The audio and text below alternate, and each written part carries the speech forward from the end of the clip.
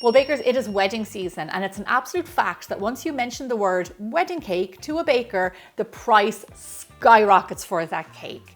The average price of a cake for a wedding in America is $500 to $600, which is so crazy. Today, I'm going to show you how you can make a wedding cake for 72 people that costs $20. It is made with good quality ingredients. It's going to look beautiful. The flavor is amazing. You are going to be amazed. Okay, let's get started by making the base cake.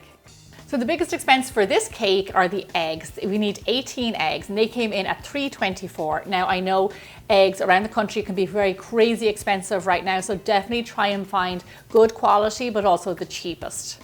So I chose a Genoa sponge to make this cake because it doesn't contain any butter, which can be really expensive. It's based on eggs, sugar, a little bit of flour and raising agent, only those 4 ingredients.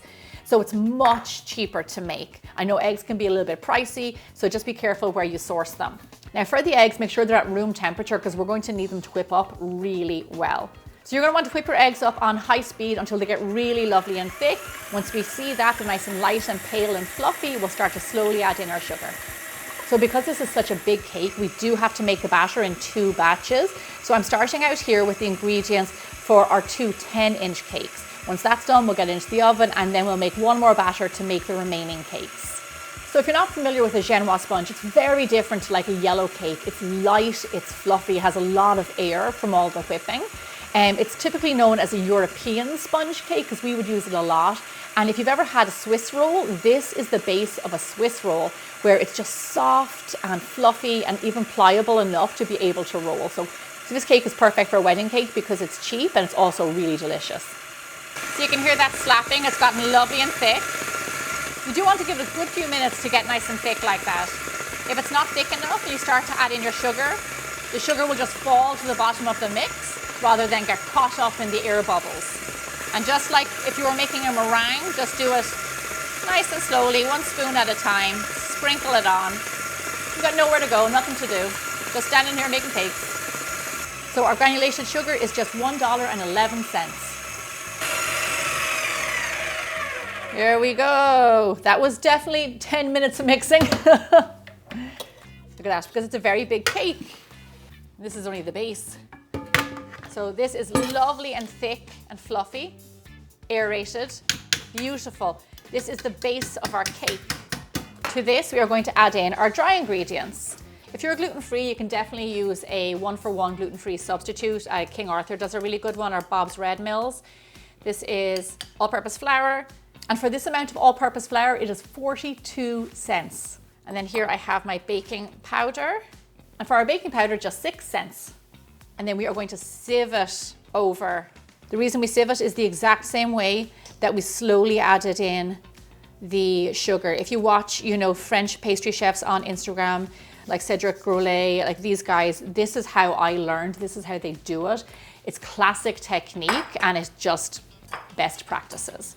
So, and just like what they would do, big metal spoon, we do not want to be coming at it with a spatula, a big thick old spatula. We created all of these lovely bubbles and the air in here. So we want to fold, get in there Joey and show them what I'm talking about. Fold in that flour, gently, around the bowl, cut down the middle. Around the bowl, cut down the middle. What is it, Joey? Around the bowl, cut down the middle. There you go, see?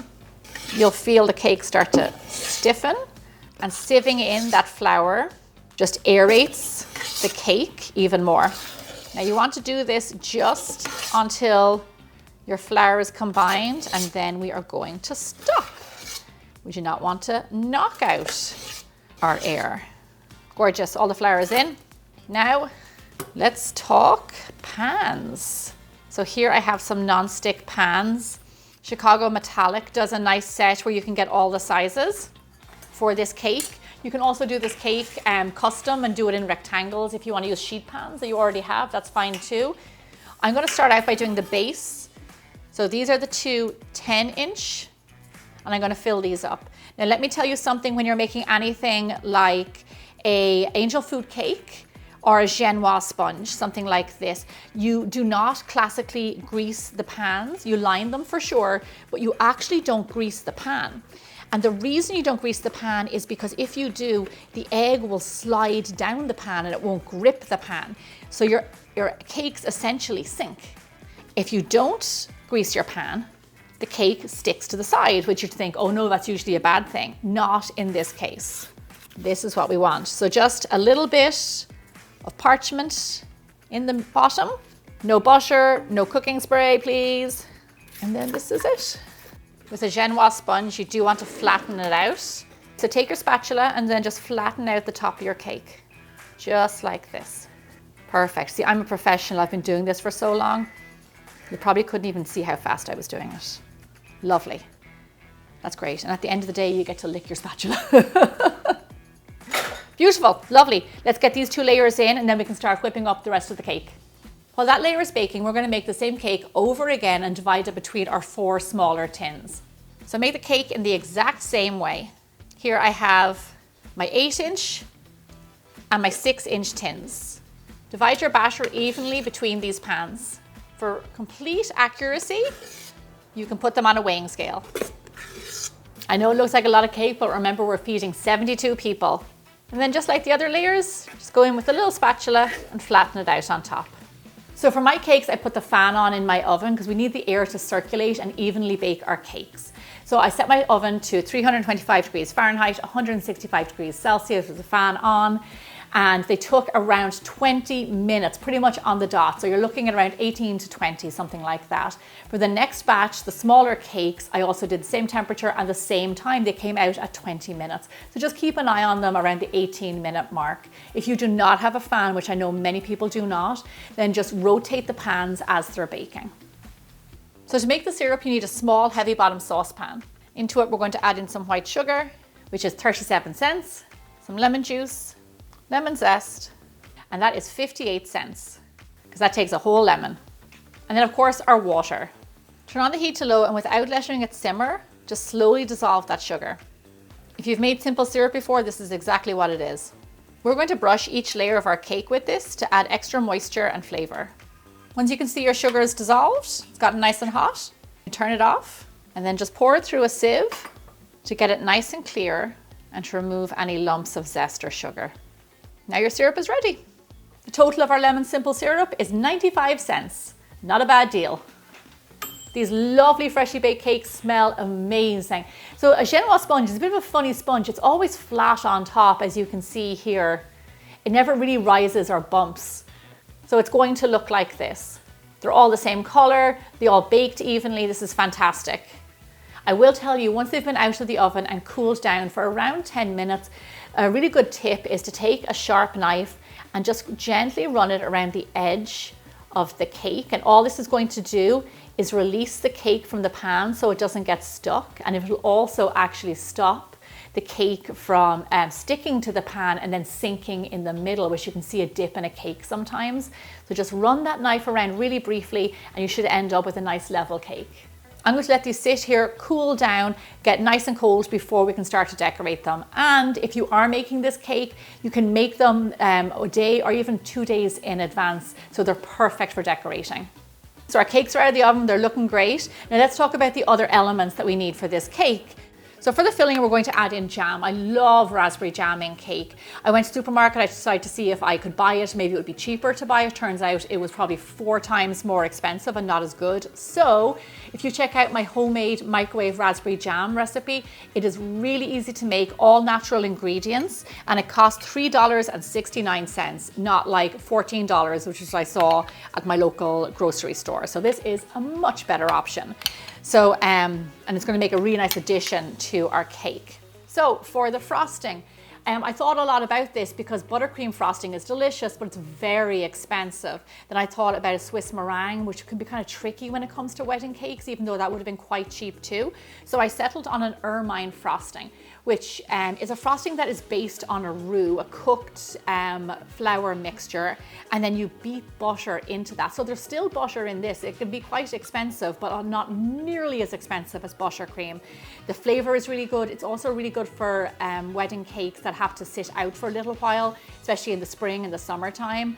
It really can like hold its own. So I thought this was fantastic. So I had to make 3 batches of this. The recipe's on my website, and the total was $11.22. So to cover a wedding cake that serves 72 people, I don't think that's too bad. Okay, enough talking, let's get moving. So as you can see, I have cake boards. Of course, I made them because I didn't want to pay for them to make my cake extra money. This is literally my Amazon delivery box. You want to cut it smaller than the base of your cake. You can cover it in cling wrap and tin foil, or just one or the other. That's totally up to you. Foil definitely kind of makes it a lot cleaner. And we're going to put that on there. You need 3 of these for the layers. Down goes our first layer. And I'm going to put this flat bottom down on my cake stand. If there's very loose crumbs, because this is a soft cake, just brush them away. Because this is going to be like a naked cake look. We don't want too many loose crumbs in our frosting. Now, you know that lovely syrup that we made? We are going to brush the top of our cake with that. Gemma sponge can be a bit on the drier side. So we want to add a little bit of moisture, especially if it's made the day before. And also a little bit of flavor with that lemon in there. It will work really well with the raspberry. Make sure you go all the way to the edges. Sometimes I think bakers forget the edges. First things first, our Ermine frosting is the first layer that goes down. Bring that frosting all the way to the edge. That will help us when we're doing our naked style. And because we're not torting these cakes, you do want a big bit of frosting in the middle, so you get frosting in every bite of cake. Now on with our jam. When you're making your cake, you're really going to have to eyeball like how much you need per layer of your frosting and of your jam. My suggestion though is make sure you have a nice generous amount.